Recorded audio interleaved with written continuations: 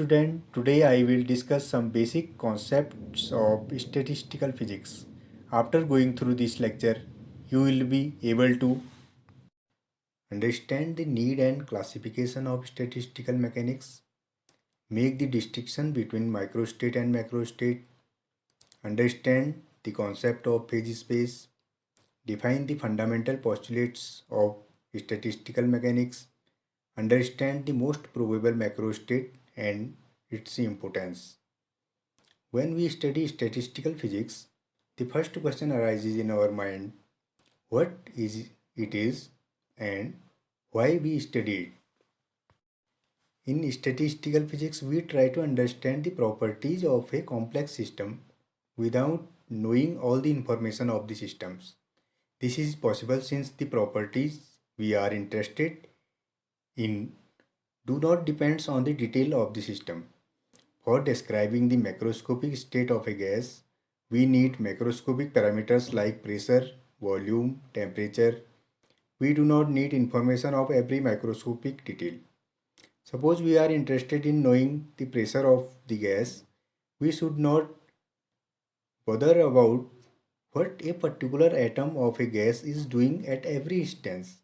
In other words, we only need some average macroscopic quantities and not every microscopic detail. The statistical physics give a clear understanding of thermodynamics in terms of microscopic particles and their interactions. It allows calculation of macroscopic properties of the system from microscopic considerations. The tools and methods developed in statistical physics are widely used in latest research areas to understand the characteristics of large systems. Statistical mechanics is the way of relating the microscopic laws of physics to a description of nature in a macroscopic scale. Statistical systems are complex systems due to containing large number of particles. We do not know all the information that is needed to completely describe the systems.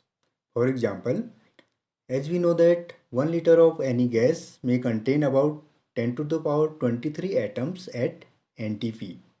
To completely describe such a dynamical system, we need to know the three components of the velocity for each atom and the three components of position for each atom.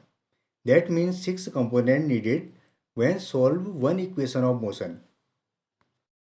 It is impossible to obtain 6 into 10 to the power 23 real numbers to completely describe the gas.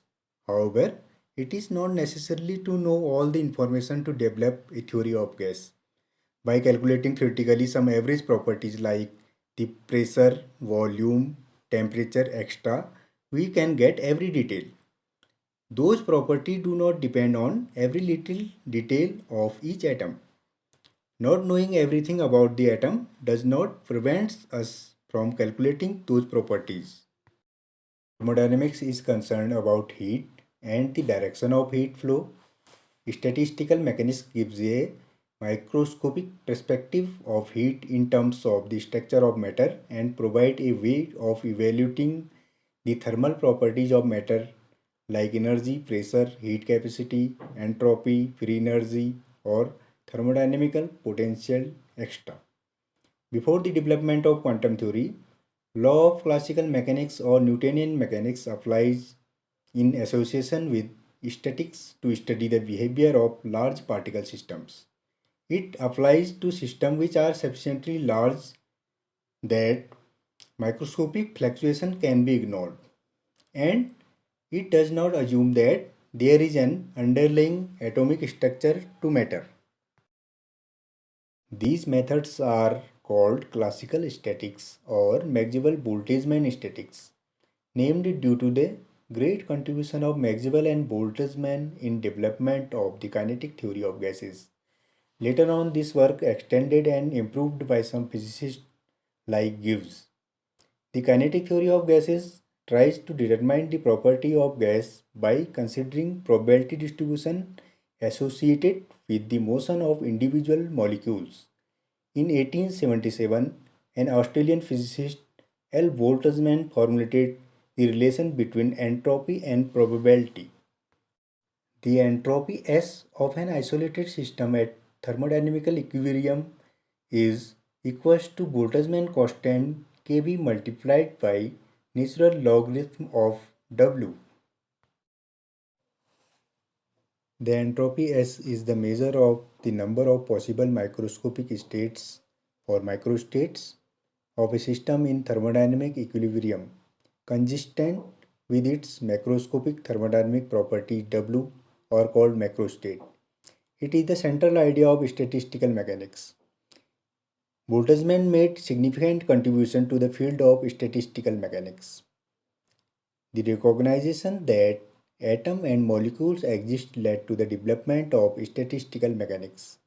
This approach begins with trying to describe the individual microscopic state of a system and then uses statistical method to derive the macroscopic properties from them, instead of starting with description of macroscopic properties. This approach gets an additional motivation with the development of quantum theory, which shows clearly how to describe microscopic quantum state of different systems.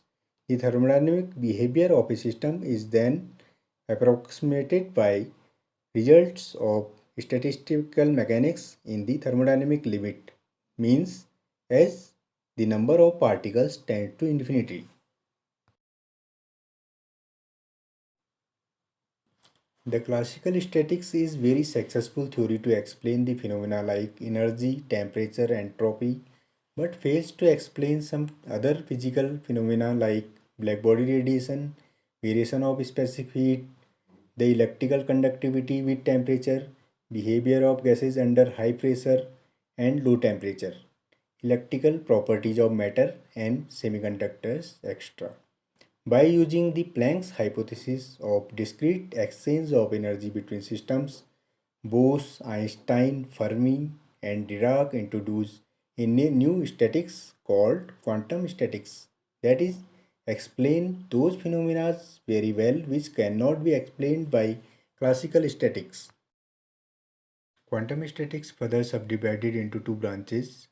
Number one, Bose-Einstein statics. It is applicable to indistinguishable identical particle of zero or integral speed. The wave functions are overlapping. Examples are photons, and these particles are called bosons. These particles do not obey Pauli exclusion principle. And second category is Fermi-Dirac statics. It is applicable to indistinguishable identical particle with odd half integral spin. That means its spin is 3 by 2, 5 by 2 extra. The wave function is overlapping. Its example are electrons, protons, and these particles are known as fermions. These particles obey the Pauli exclusion principle. Now let us discuss the distribution of particles in compartments of equal size. To develop the mathematical formulation of classical statistical mechanics, we use combinatorial mathematics, according to which if n distributable particles are distributed in k compartments of equal size, suppose one distribution is n1, n2, n3 and so on nk.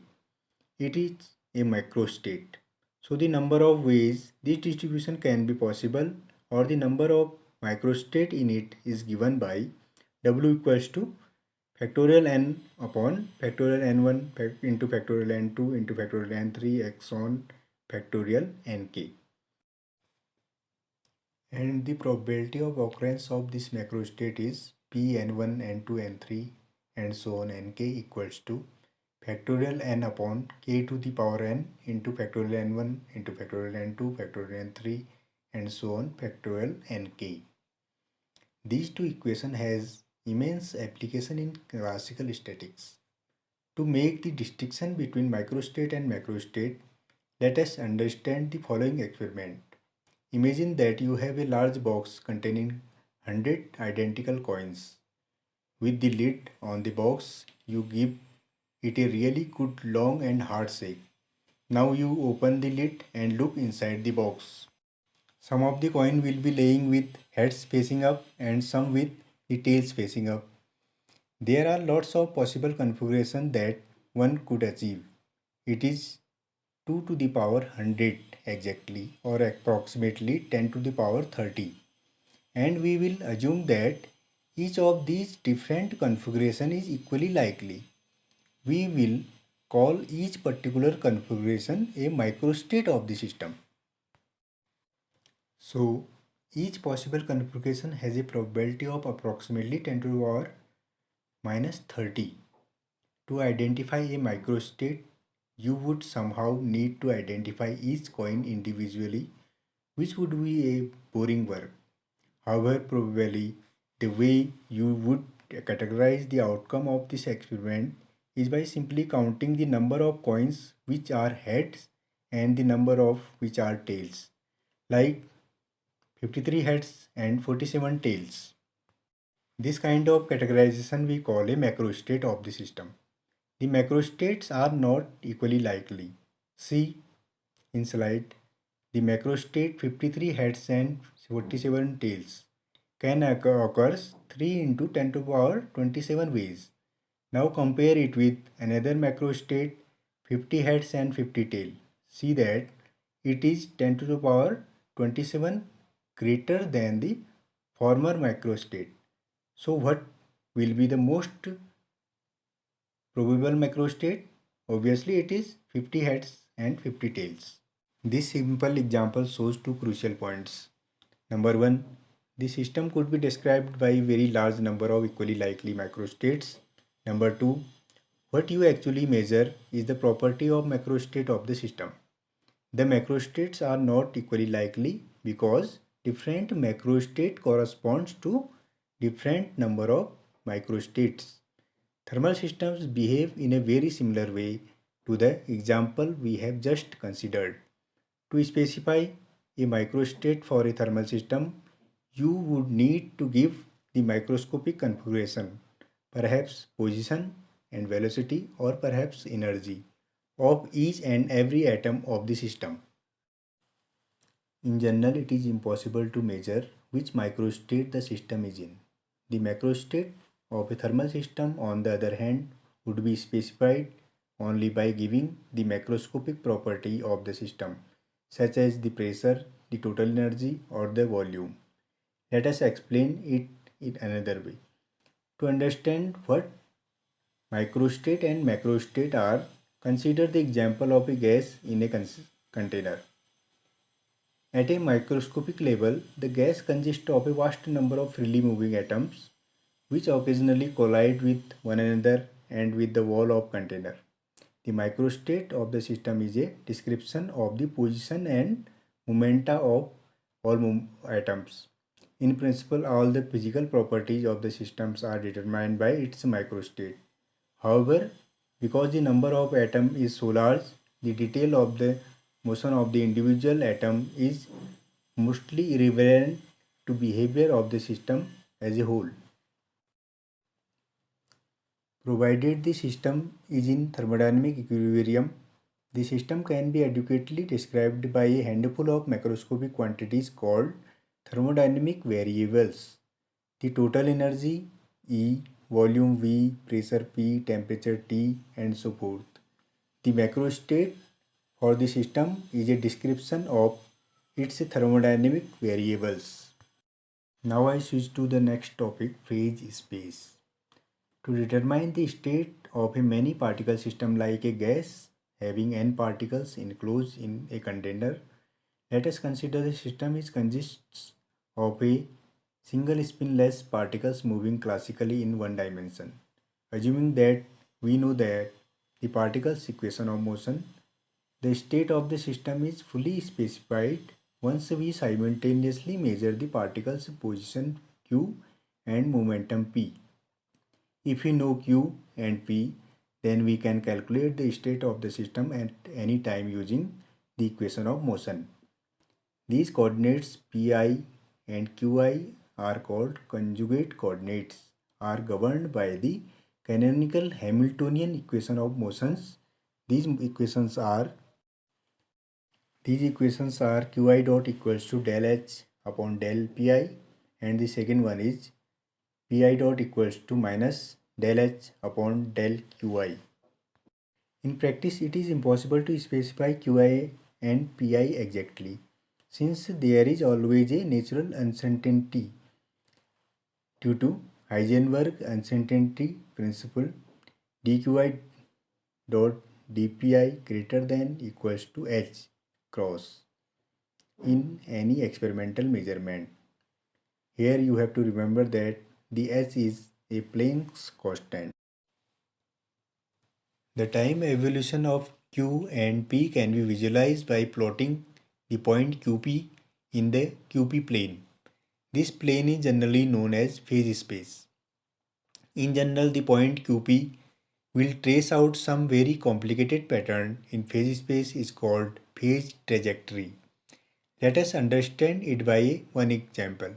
Suppose we have a one-dimensional harmonic oscillator of mass m and force constant k oscillating along x-axis with frequency nu. At any instant, the total energy of the oscillator is the sum of kinetic energy to potential energy. The total energy E equals to the potential energy plus kinetic energy, that is E equals to half kx square plus half p x square upon m.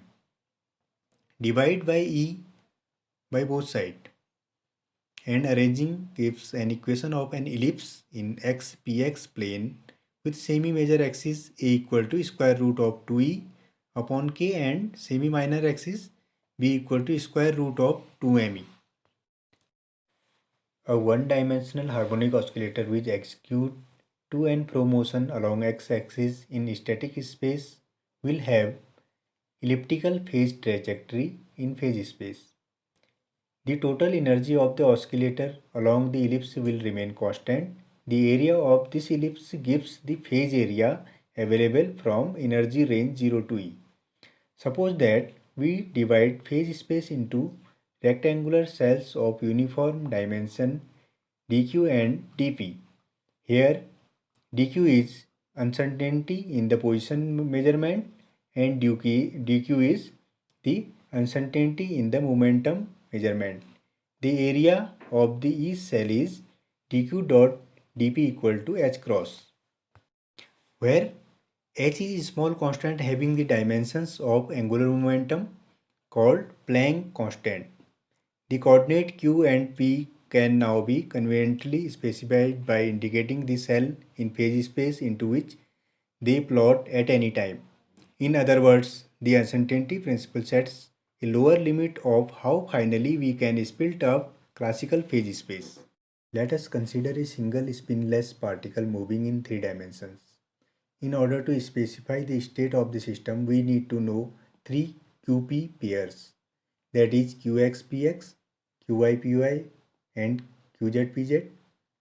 Obviously, the number of QP pairs needed to specify the state of the system is usually called the number of degrees of freedom of the system.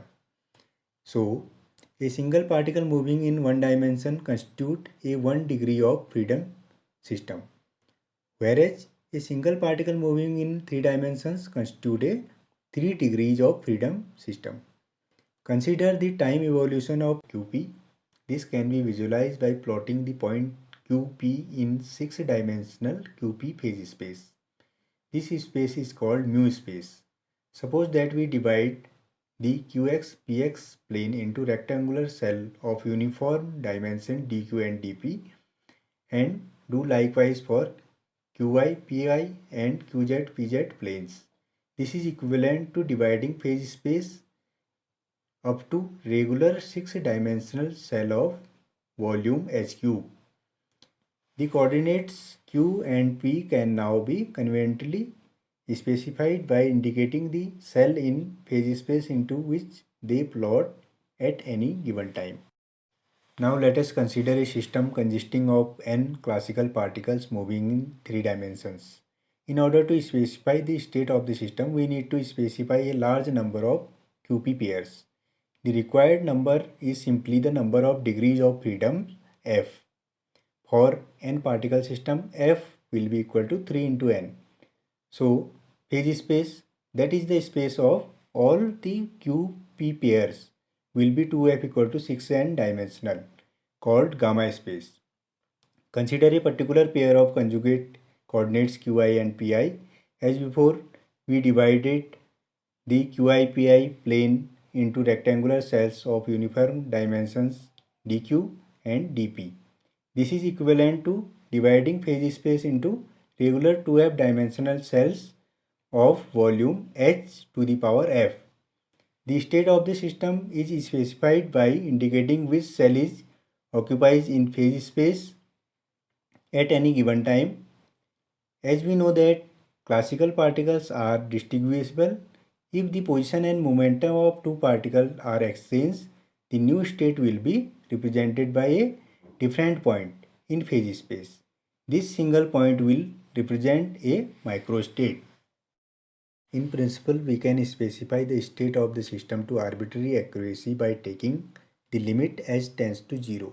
In reality, we know from quantum mechanics that it is impossible to simultaneously measure a coordinate qi and its conjugate momentum pi to greater accuracy than dqi into dpi equal to h cross or h upon 2 pi.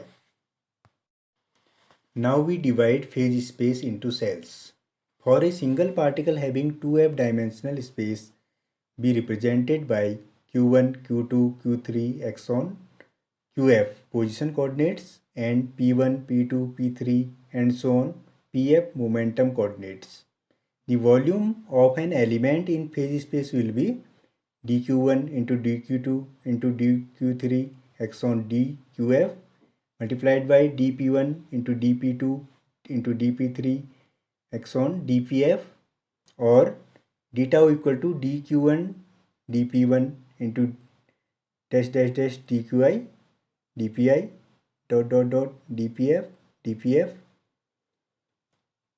that is equal to pi I from 1 to f dqi dot dpi. The dimension of this volume element will be length into momentum to the power f and the unit will be joule into second to the power f.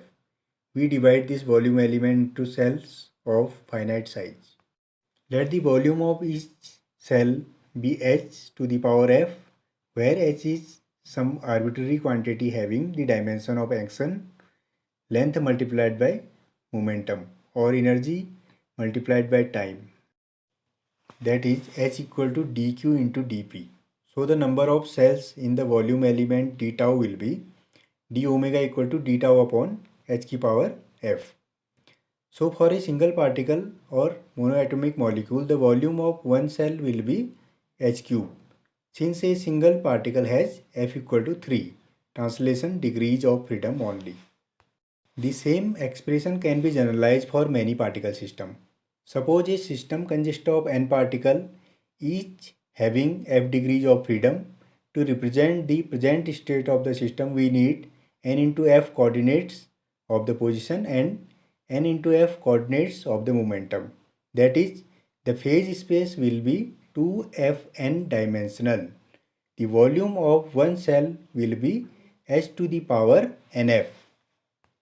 So the volume element in gamma space is d omega equal to dq1 into dq2 into dash dash dash dqfn dot dp1 dp2 dp3 axon dpfn, or it is pi I from 1 to fn dqi dot dpi. Hence d omega equal to d gamma upon h to the power fn, or the volume element in gamma space is pi I from 1 to fn dqi dot dpi upon h to the power fn. Now let us state the fundamental postulates of statistical mechanics. The fundamental postulates of statistical mechanics are: 1. Any system may be considered to be composed of very small point-like particles in motion and interact elastically. Second one is the total number of particles and total energy of the system is constant.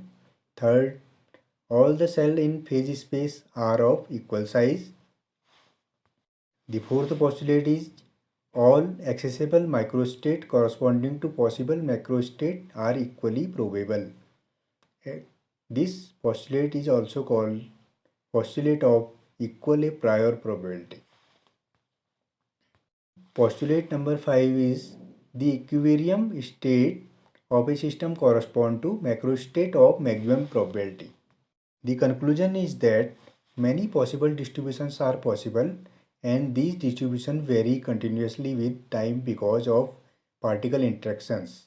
For such large number of possible distributions, averaging over all of them would be a vast task. Fortunately, we know from classical thermodynamics that properties such as the internal energy have a well-defined value for an isolated system. So, suggesting that a most probable distribution might define the equilibrium state for a system containing a large number of atoms or molecules. So, our prime object is to search the most probable distribution. So, I hope you understand today's all topics. If you have any query or related problem, you can ask at my WhatsApp number. Okay, thank you.